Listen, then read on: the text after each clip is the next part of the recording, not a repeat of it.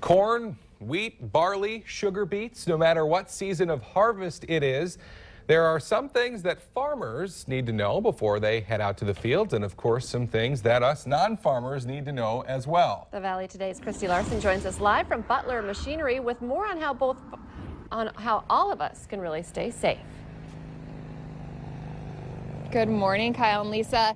As you can see, we're here at Butler Machinery, and we're talking about using the big equipment and even safety for when you're driving around in trucks. And we have John here with us this morning, and let's talk about some of that cell phone safety, because I know it's important for people who are driving every day, but also for farmers as well. It is. You know, I talked to a farmer, and he listed this big safety issues on his farm and for his employees, and one of the top 3 things was cell phone safety. Because people, you know, we get to the idea that we have to respond every time the cell phone rings, or every time a text comes, or every time an email comes.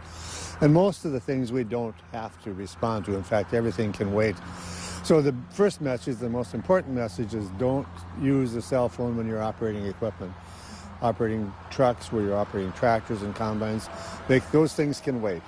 They're a big distraction.